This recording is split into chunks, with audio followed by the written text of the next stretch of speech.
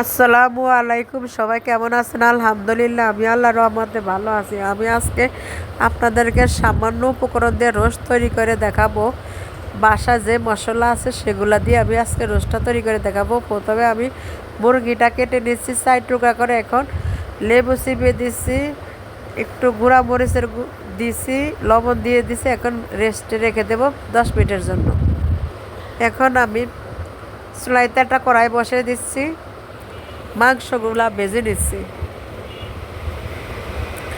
হালকা বাদামি করে ভেজে নিব। এখন আটা ফ্রাই প্যান বসিয়ে দিচ্ছি, পেঁয়াজ দিয়ে দিচ্ছি, হালকা একটু গাঢ় হলে এখন এলাচ, দারচিনি, লবঙ্গ দিয়ে দিচ্ছি।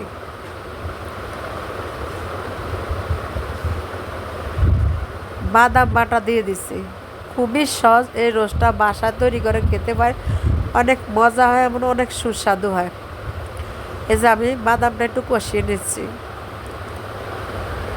আদা বাটা দিয়ে দিচ্ছি, রসুন পেঁয়াজ বাটা দিয়ে দিচ্ছি।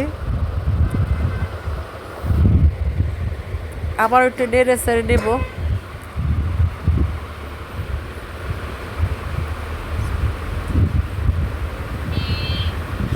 এখন একটু মরিচ গুঁড়া দিয়ে দিচ্ছি,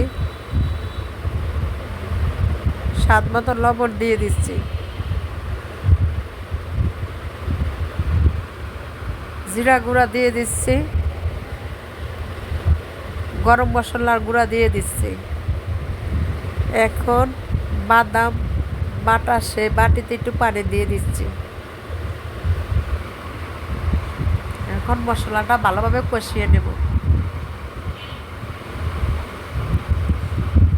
যে ডেকে দিচ্ছি, মশলাটা আমার কষানো হয়েছে।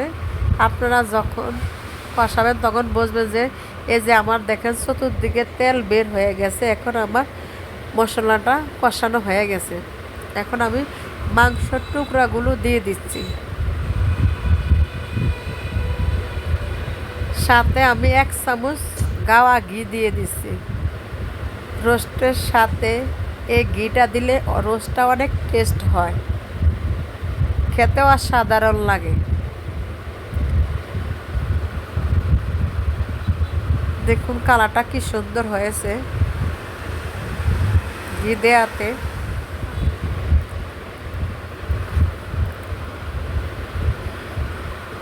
আমি একটু ভালোভাবে নেড়ে ছেড়ে দিচ্ছি।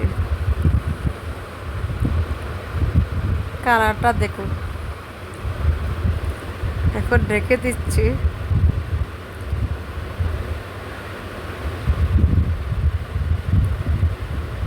এখন কষানো হয়েছে। এখন আমি গরুর দুধ দিয়ে দিয়েছি। আপনারা এর সাথে গুঁড়া দুধও দিতে পারেন। একটু স্বাদের জন্য চিনি দিয়ে দিয়েছি, একটু তেঁতুল দিয়ে দিচ্ছি।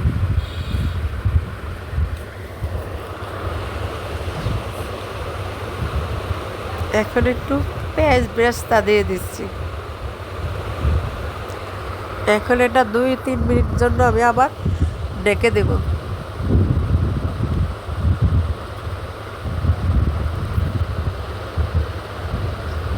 এখন কাঁচামরিচ দিয়ে দিচ্ছি, আবারও ভালোভাবে নেড়ে ছেড়ে নিচ্ছি, যাতে মাংসের ভিতরে সব মশলা ঢোকে। এই যে আমার রোস্টটা হয়ে গেছে।